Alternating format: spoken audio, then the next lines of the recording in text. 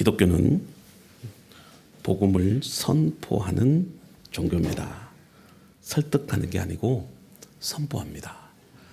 예수 안에 진리가 있고 예수 그리스도께서 죄와 사망으로부터 구원하심으로 우리가 영원한 생명을 누리게 되었다는 사실을 선포합니다. 우리가 사도행전 앞에 위치한 네 권의 이 복음서는 예수님께서 십자가 사역을 행하셨고 또 부활하심을 기록하고 있지요. 그래서 복음서에서 예수님이 많은 이적과 그리고 기적을 행하고 반복적으로 또 말씀을 가르치셨어요. 그러나 예수님을 믿는 사람, 영접한 사람, 변화된 사람이 없었습니다.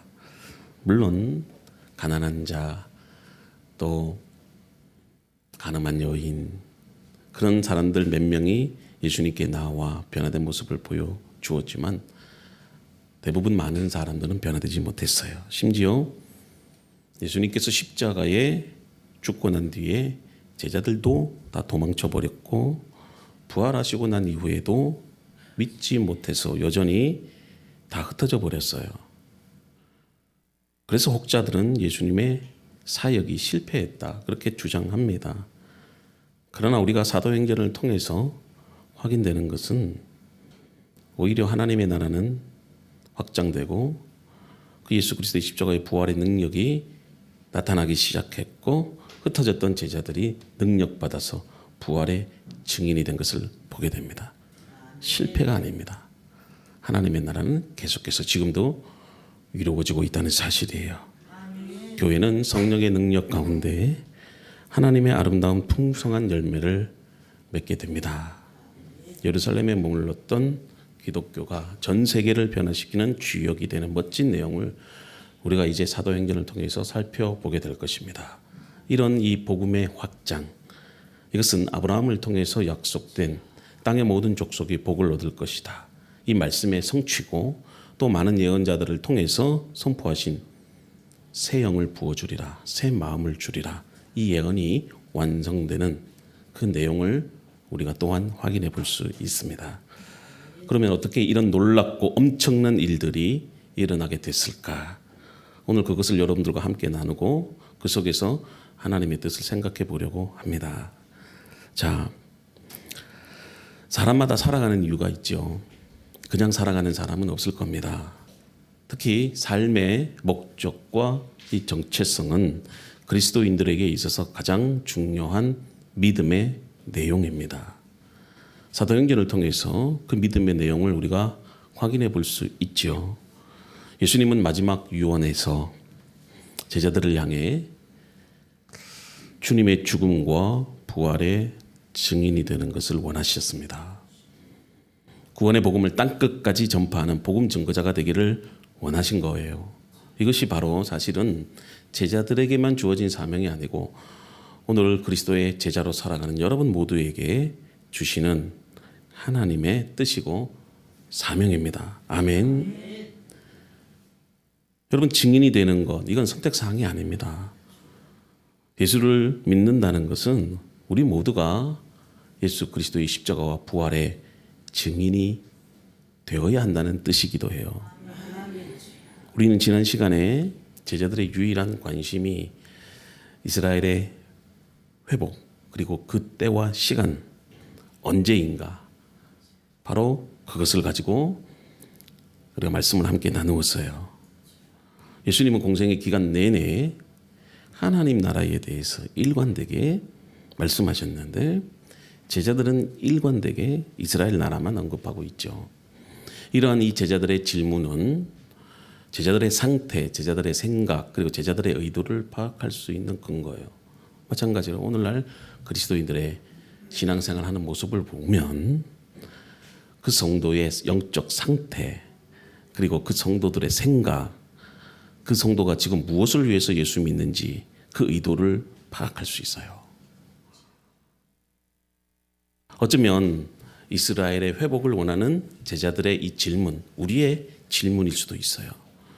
정말 과연 여러분들은 예수를 무엇을 위해서 믿습니까? 저는 아침에 새벽 예배 나올 때마다 한번 생각해 봐요. 과연 오늘을 내가 어떻게 하루를 살아갈까? 여러분들도 한번 생각해 보세요. 자기 자신에게 한번 물어보세요. 하나님께 묻지 말고 기사나 오늘 하루 어떻게 살겠니? 한번 물어보셔요. 이러한 이 제자들의 질문에, 이스라엘의 회복에 대한 질문에 예수님께서 7절에 이렇게 말씀합니다. 때와 시기는 아버지께서 고난에 두셨으니 너희가 알 바가 아니다.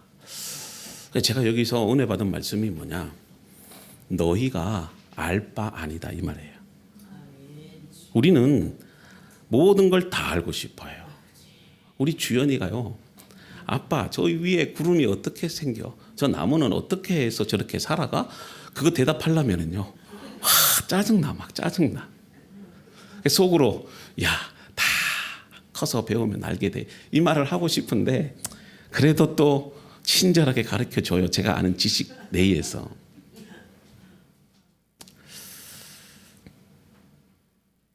여러분, 제자들이 엉뚱한 질문을 할 때에 예수님께서도 어떻게 보면 엉뚱한 대답을 하시잖아요. 저는 가끔씩 예수님의 이런 대화법을 배우고 싶어요. 엉뚱한 것 같지만 거기에는 진짜 진리가 있어요. 예, 이게 사실 위트고 참 지혜로운 대화예요. 진짜 말도 안 되는 그런 어떤 대화를 나누는 사람이 있는가 보면은 어떤 대화를 나누어도 생산성이 있고 위트가 있고 거기에 어떤 메시지가 있는 대화법. 저도 그런 대화를 했으면 좋겠다. 그런 생각이 들더라고요. 막무가내로 막 우기는 게 아니고 위트 있고 센스 있고 그걸 잘 받아서 그거를 적절한 대답으로 소화할 수 있는. 예수님이 바로 그런 대답을 하시잖아요. 엉뚱한 질문을 할 때에 아주 단순하고 명쾌하게 너희가 알 바 아니다. 어떻게 보면 무책임한 답 같잖아요. 근데 거기에는요 뜻이 있어요. 여러분, 모든 것을 다 안다고 해서 유익이 되는 게 아니에요.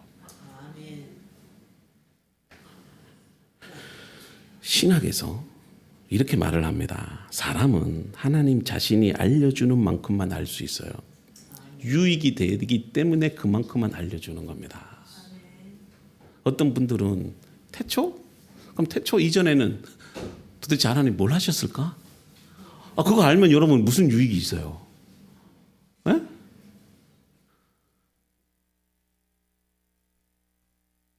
여러분, 그리스도인은요 하나님이 알려주시는 것만 알아도 충분해요. 네.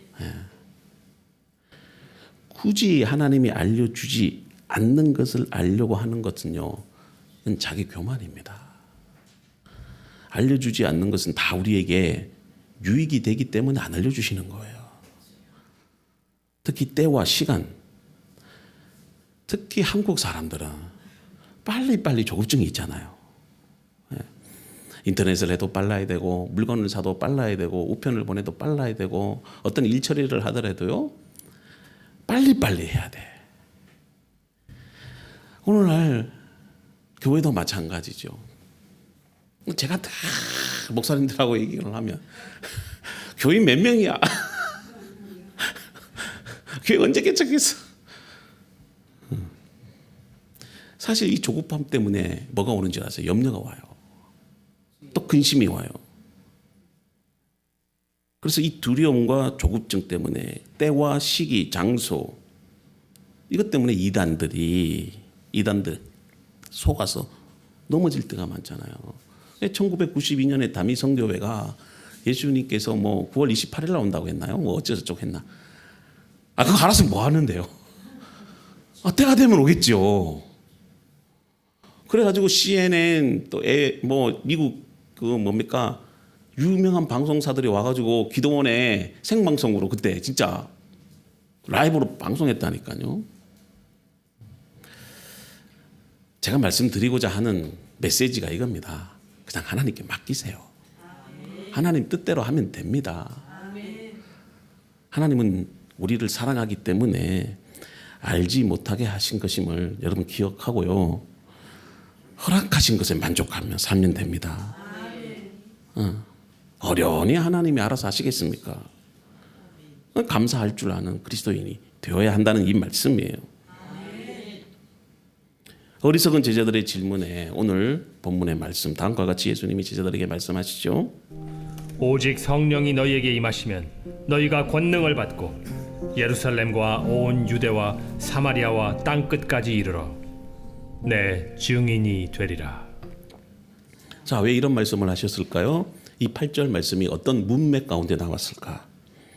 바로 제자들의 관심 때문이죠. 느닷없이 예수님이 이 말씀을 한 게 아니고 제자들이 여전히 이스라엘 나라의 회복에 대해서 그 시기와 때에 관심을 갖고 엉뚱한 질문을 하니까 예수님이 8절 말씀을 하신 겁니다.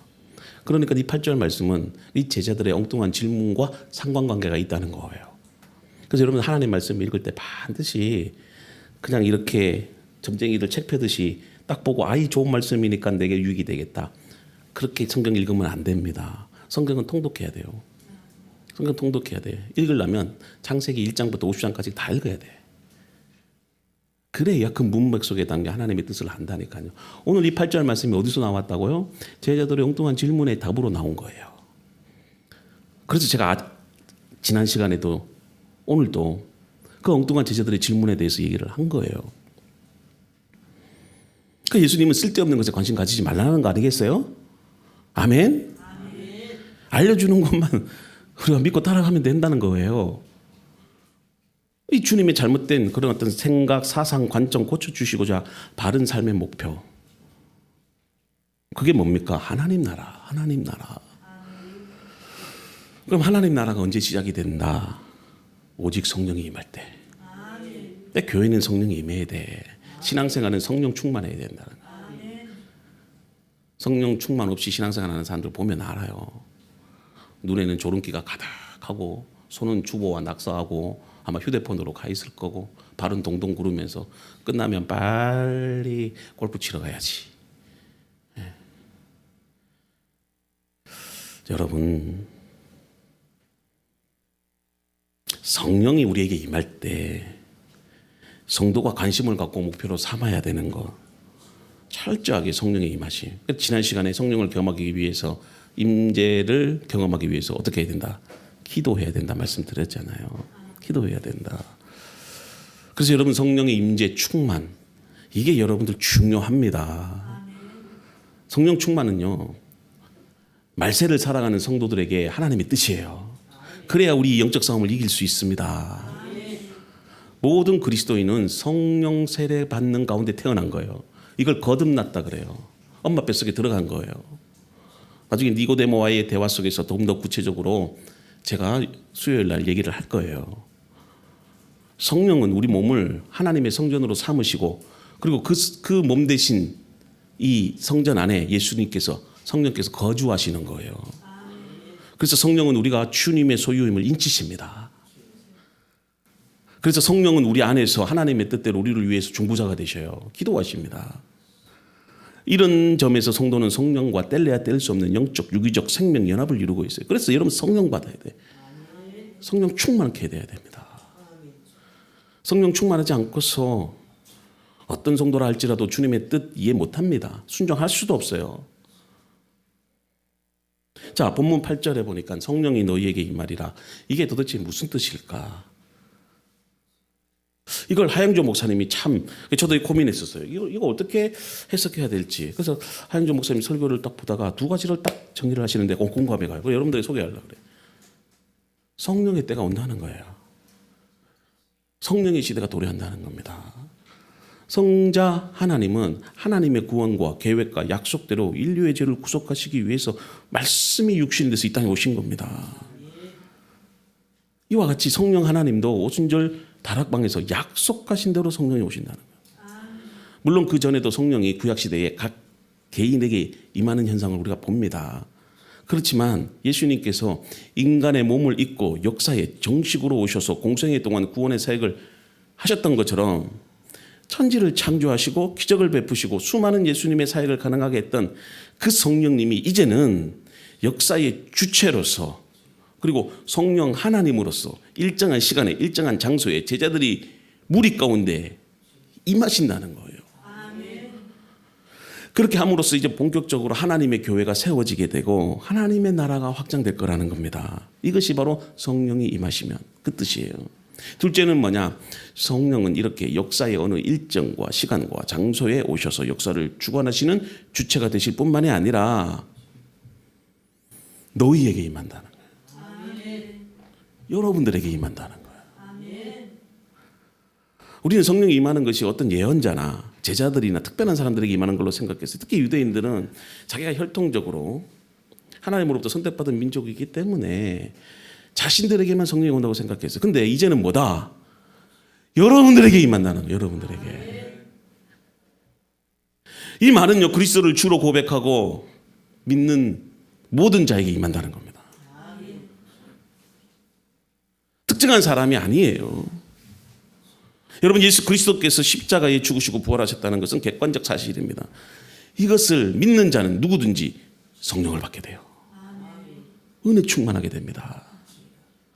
그래서 십자가와 그리고 이 부활이 나의 사건이 되어지고 나의 체험이 되어지고 나의 간증이 되어진다는 거예요. 이게 여러분들 믿음입니다. 그래서 각 성령이 각 사람에게 임했다는 것은 믿음의 사건이고 은혜의 사건이에요. 자, 그러면 이제 성령이 우리에게 임할 때, 여러분들에게 임할 때 어떤 일들이 일어나게 되는가? 8절에 보면 권능이 임한다. 권능. 그래서 8절 말씀을 다시 보면 성령이 너희에게 임하시면, 이 표현은요, 원인을 말해요. 원인. 자, 모든 존재하는 것은 원인이 있어요. 원인이 있어요. 내가 존재하는 것도 하나님이 나를 창조하셨기 때문에 존재하는 거잖아요. 그러니까 원인이 있으면 결과가 있다는 거죠. 그러니까 성령을 주시는 이유가 있다는 거죠. 여러분, 성령이 임한다는 것은 성령과 함께 권능도 임한다는 그런 뜻이 있어요. 자, 권능으로 번역된 단어가 헬라어로는 듀마니스라고 이렇게 됩니다. 이 듀마니스라는 단어가 신약에서는 무려 110번이나 나올 정도로 정말 많이 쓰이는 단어죠. 그래서 그 뜻은 힘, 권세, 능력, 권능, 강력함, 유능함, 뭐 기적, 재능, 다양한 관련된 분야에서 이 듀마니스라는 단어가 사용이 됩니다. 그래서 예수님께서 공생의 기간 동안 행하신 모든 기적들을 다 이 단어 듀마니스로 표현하고 있어요. 예수님도 성령의 권능 가운데 일을 행하신 거예요. 그래서 성령은 하나님의 영, 또 그리스도의 영을 말하잖아요. 그래서 여러분, 성령이 임한다는 것은 하나님이, 예수 그리스도께서 가지셨던 그 능력이 나에게 임한다는 거예요. 근데 여러분들, 성령은 모든 능력이 포함되는 것이지 능력만은 아니라는 겁니다. 사람들과 함께 하셨던 능력이 사람들 안에 임하신다는 거예요. 우리는 그동안 이 권능이라는 단어를 많이 오해했어요. 저도 그랬고요. 우리가 권능하면 우리 마음에 생각나는 게 어떤 불, 뭐 할렐루야, 방언, 신유의 은사 이런 걸로 생각했어요. 그래서 어느 기도원 원장이 유명하다, 어느 목사님이 유명하다 그러면 그곳에 때로 몰려가서 어떻게 써는지 한번 안수라도 받으려고 애를 썼어요. 저도 청년 때 그런 목사님들이 있으면 기도원에 가서 막 북도 치고 장구도 치고 막 손들고 울부짖으면서, 또 우리 중고등부 수련회 때는 또 산에 가서 나무 구덩이 하나 붙잡고 나무 하나 붙잡고 밤새도록 기도하고 막 그랬던 적이 있잖아요. 그러면 막 방언도 받고 막 성령 충만해진다고 그렇게 얘기를 해서 그렇게 기도했던 적도 있어요. 그것도 성령의 능력 가운데 하나예요. 제가 늘 여러분들에게 말씀드리는 것은 하나를 전부와 지키지 말라는 거. 그럼 이단되는 거예요. 성령의 권능이 99가지가 있는데 한 가지 방언, 뭐 치유, 은사, 그게 전부라고 생각해서 그것만 강조하는 거, 그건 이단이에요. 그것만 강조하면 이단이라는 겁니다. 성령의 권능은 100가지 가운데 신유도 들어가 있고 방언도 들어가 있어요. 저는 성령의 권능을 늘 항상 이렇게 생각해 왔어요. 여러분들을 그리스도인 되게 하는 힘, 정말 제자로서 살아갈 수 있는 능력, 여러분들을 통해서 하나님의 나라를 이룰 수 있도록 변화의 힘, 저는 그렇게 정의를 내렸어요. 여러분, 원자력 에너지 아시죠? 원자력 에너지. 원자 핵은요, 에너지를 일순간에 전부 발생시키면 핵 분열이 일어나 폭발을 해요. 전쟁에 사용되면 큰일 납니다. 대한민국은 핵폭탄 한 발로도 끝나요. 근데 그 에너지를 작은 힘으로 나누어서 폭발시키면 실생활에 유용한 원자력이 돼요. 이와 비슷하게 성령님은 여러분들에게 폭발적인 능력도 주시지만 삶의 작은 영역에서도 승리할 수 있는 실질적인 힘도 주시는 거예요. 그래서 우리가 삶에서 열매 맺게 하는 거, 성령의 능력으로 가능한 거예요. 내가 절망해서 소망을 얻고 하루하루를 감사하며 살아갈 수 있는 것도 성령의 권능이에요. 그동안 내 입술로 범죄하고 내 생각으로 범죄하고 하는 것마다 교만해졌는데 성령의 능력을 받으면 겸손하게 되고 감사하게 되고 찬양하게 되고 영광 돌리게 되고 예배하는 삶이 돼요. 그게 성령의 권능이다. 그래서 저는 그리스도인을 그리스도인답게 하는 게 성령의 권능이다. 그래서 그리스도의 인격을 닮아가게 하고 교회가 교회답게 하고 하나님의 사람으로서 온전히 세워가게 하는 게 바로 권능이다. 저는 그렇게 해석했어요. 그래서 여러분들 내가 어떻게 생각하고 내가 어떻게 믿느냐에 따라서 내가 온전한 성품을 갖게 되는 거예요. 물론 권능이 방언이고 그리고 뭐 어떤 신유고 그럴 수도 있어요. 근데 그걸 지향하고 목표로 삼는 사람은요, 그렇게밖에 되지 않는 거예요. 근데 방언을 주시고 신유를 주시고 이적을 행하는 목적과 이유를 알면 돼. 우리로 하여금 그리스도의 성품을 닮아가고 온전한 믿음의 삶의 열매를 맺도록 능력 있는 삶을 살도록 하나님이 허락해 주시는 거 아니겠어요? 그래서 성령의 권능은 단순히 기적을 나타내는 물리적인 힘에 국한되지 않고 성령의 거듭남, 인치심, 성령의 내주예요. 죽은 영혼을 살려내고 죄를 이기는 힘이고 마지막 날에 부활하게 하는 능력이고, 이것은요 선택사항이 아니고 하나님의 자녀가 되게 하는 필수 요소예요. 좀 더 깊이 들어가서 본문의 말씀으로, 그럼 왜 성령을 이 땅에 보내셨는지 그 목적을 생각해 보고자 해요. 자, 지금 예수님께서 하늘나라로 승천하십니다. 그래서 제자들에게 뭐라고 말씀하십니까? 너희들 예루살렘 떠나지 말고 내가 그동안 부활하고 나서 갈릴리 바닷가 가서 또 엠마오로 내려가는 너희들에게 다 모이라고 내가 하지 않았니? 그러면서 약속하신 성령을 기다리라고 했지. 그러니 예루살렘에 모여서 기다려. 그러니까 왜 기다려서 성령을 주실까요? 원인이 있다면 결과가 있다고 했잖아요. 증인이 되기 위해서요. 증인이 되기 위해서. 그 여러분들로 하여금 하나님 나라의 증인으로 삼기 위해서 성령의 권능을 주신다는 거예요. 그러니까 우리의 삶에 지향하는 목표가 뭐가 돼야 돼?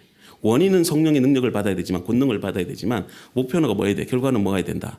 증인의 삶을 살아야 된다. 그래서 8절 하반절에 증인이 되리라. 증인이 되리라. 이 말씀을 하고 싶었던 거죠. 증인이 되기 위해서는 뭘 받아야 된다? 성령 충만을 받아야 된다. 그래서 성령을 너희에게 임하게 하겠다는 거예요. 그동안 제자들은 성령이 뭔지도 몰랐어. 체험해보지도 못했어. 왜냐하면 구약에서는 각 개인에게만 임했기 때문에. 이제는 역사의 주체로서 정말 하나님의 나라를 이루기 위한, 교회를 세우기 위한 그 공동체에게 이제 임하는 거예요. 여러분, 증인은 법정 용어로서요, 매우 중도한 법정 사안에 대해서, 예를 들어서 살인자가 있어요. 근데 누명을 썼어. 근데 꼼짝없이 증거가 있기 때문에 죽어야 돼.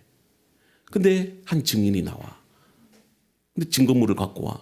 내가 봤는데 이 사람은 살인자가 아닙니다. 마찬가지예요. 자신이 보고 듣고 경험한 사실들을 입증할 만한 근거를 가지고 공적으로 증언하는 사람이 증인이에요. 단지 참관자로서가 아니라 자신이 목격한 사실을 그대로, 그리고 근거를 가지고, 증거를 가지고 공적으로 증언할 때예요. 이걸 증인이라고 표현합니다. 그냥 사적으로 내가 나 예수 믿으니까 나는 증인이야, 이게 아닌 겁니다. 여러분들의 증인은 공적으로 인준을 받아야 돼요. 그리고 여러분들에게 기적이 나타나고 체험 있는 삶이 되어져야 돼요. 그래서 구약의 시대 때는요, 하나님 나라의 증인으로서 이스라엘을 선택했어요. 근데 이스라엘 백성들이 이 증인으로서의 사명 감당하지 못해. 그래서 증인의 역할을 어떻게 생각했냐면, 혈통을 따르는 하나님의 백성, 할례를 받으면 된다. 내가 어떤 유대 지파에 속한 그런 어떤 소속만 있으면 된다, 그렇게 생각했어요. 근데 보십시오. 이제는 그 하나님의 백성이 이스라엘이라는 그 혈통에서 벗어나 이제는 예수 그리스도를 주로 고백하는 사람들에게, 성령이 충만한 사람들에게 하나님의 참 백성이 되게 되는 바로 여러분들에게 옮겨졌다는 거예요. 그 놀라운 은혜 아니겠어요? 제자들로부터 시작돼서 장차 거듭날 하나님의 백성들, 하나님은 그들을 증인으로 삼으셨다는 거예요. 그래서 증인이라는 이 말이 헬라어로는요 말티스라고 이렇게 돼 있어요. 이 말티스라는 말이 뭐냐? 순교자예요. 여러분, 증인은 순교를 각오해야 할 만큼 그런 사명을 감당하는 사람이에요. 그냥 단순히 예배 보고 그냥 하루를 살아가고 뭐 말씀 정도 보고 뭐 기도하고 그냥 헌금 정도 하는, 이게 증인이 아닙니다. 여러분, 증인으로 부르셨다는 것은요 순교자의 각오로 부르신 거예요. 그래서 초대교회 많은 사람들이 진짜 순교의 길을 갔어요. 그러니까 잘 들으세요. 진정한 증인은 목숨 내걸고 신앙생활을 하는 겁니다. 그리고 자신이 목격한 복음의 사실들을 목숨 걸고 증언하는 거. 그래서 예수님은 하나님이신 그분으로서 친히 이 땅에 말씀으로 임재하셔서 하나님 나라를 증언하고 십자가에서 죽으시고 부활하심으로 이 증인의 삶을 우리에게 보여주신 거예요. 이제는 그를 믿고 따르는 교회도 역시 충성된 증인이 되어야 되지 않을까요? 예수님께서 이루신 이 복음의 진리를 목숨 내걸고 우리 증거해야 되지 않을까요? 목숨 내걸고 일을 하면야 안 되는 일도 됩니다. 교회 부흥도 마찬가지입니다. 여러분들의 삶에 있어서 풀리지 않는 문제 목숨 걸고 기도해 보셔요. 생명 걸고 신앙생활 한번 해보세요. 거기에는 성령의 권능이 나타납니다.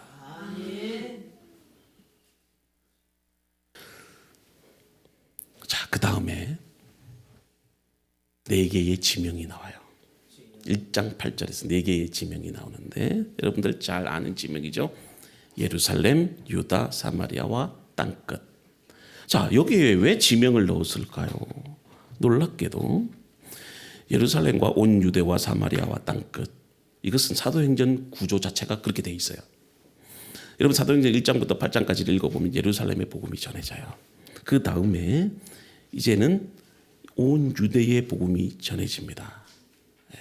그리고 나서 13장부터는 사마리아와 땅끝까지 복음이 전해집니다.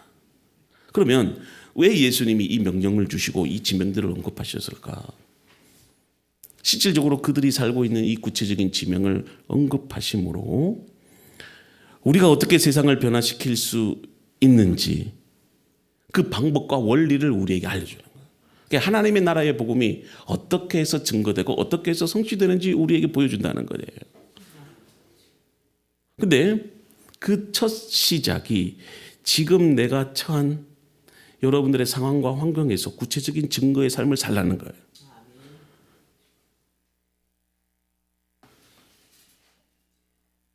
여러분, 멀리 나가서 해외 선교하는 것도 참 좋아요. 물론 우리가 해야 할 일인데, 근데 우리가 어디서부터 하나님의 선교가 이루어져야 될까? 물론 땅끝도 가야 되지만 그 첫 시작이 바로 예루살렘이에요. 예루살렘. 이게 무슨 말이냐면 가까운 여러분들의 가정에서부터, 여러분들의 학교에서부터, 여러분들의 직장에서부터, 여러분들이 서 있는 곳에서부터 하나님 나라를 이루어 가라는 겁니다. 오늘 한국 교회가 이 순서를 바꿔버렸어. 왜 그렇습니까? 선교를 대부분의 사람들이 해외에서 가는 걸 선교라고 생각해. 그리고 선교를 가는 사람도 나 같은 사람은 꿈도 못 꿔. 선교사와 같은 전문인들 훈련받고 파송받아야 갈 수 있다 그렇게 생각해. 그래서 저는 전도라는 말을 안 좋아해요. 한국 교회가 이상하게 선교와 전도를 분리시켜 버렸어요. 선교는 해외용, 전도는 국내용, 이렇게 이원을 시켜버렸다니까. 그러니 당연히 아이고 해외 선교는 목사님 제가 어찌 이렇게 생각해요. 여러분들 해외 주재원으로 가면은요 거기서도 여러분 선교사 할 수 있어요. 어떤 분들은, 어떤 권사님들은, 어떤 장로님들은요 거기에다가 가전제품 매장을 열었어. 삼성전자와 LG전자와 같은 한국 유명한 가전제품들을 이렇게 샵을 열었는데 거기에 직원들이 20명이에요. 다 현지인들로 고용했어요. 아침마다 예배드려. 일 잘하면 보너스도 줘. 저녁마다 퇴근할 때 축복기도 해줘. 그게 선교예요.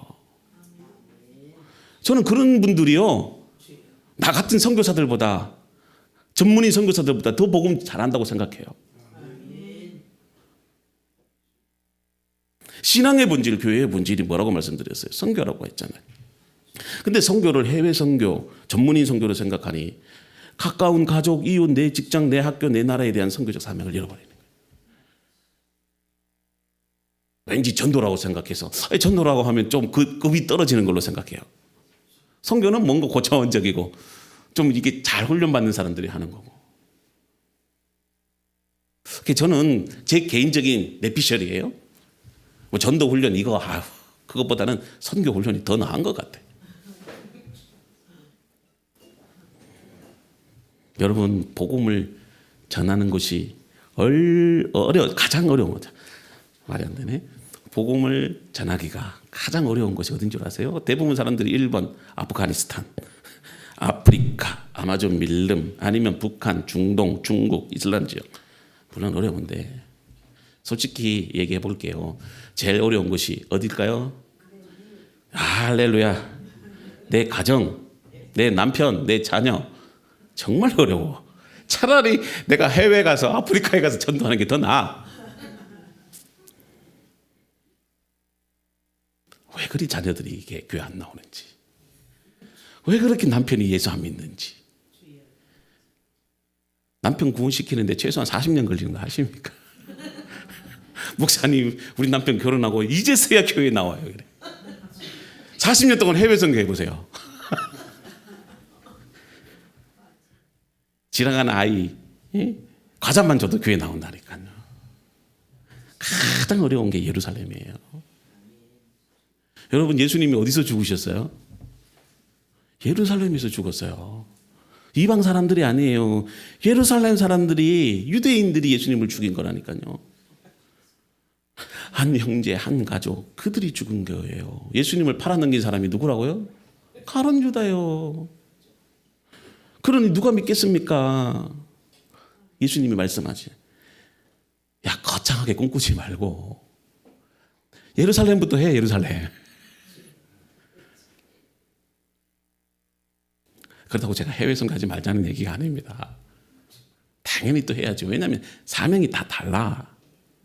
그러니까 여러분들 해외 못 나가면 예루살렘부터 해야죠. 우리 가정에서부터 증인이 되어져야 됩니다. 여러분, 왜 남편과 아내 전도하는 게 힘든 줄 아세요? 자녀들에게 복음 전하는 것도 왜 어려운 일인 줄 아셔요?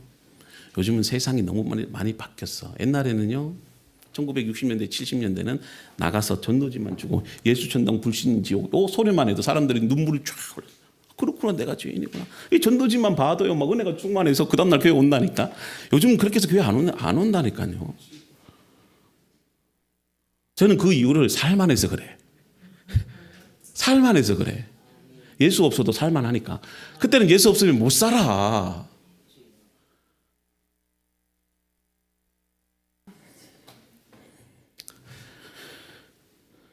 여러분, 자식들 복음 전하는 것도 어렵잖아요. 근데 우리는 그것부터 해야 됩니다, 사실. 왜 그런 줄 아세요?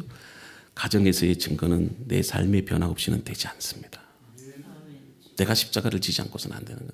내가 눈물이 없으면 안 되는 거. 그래서 예루살렘이 제일 어려워. 공감하시는 분이 있을 거예요. 공감하시는 분.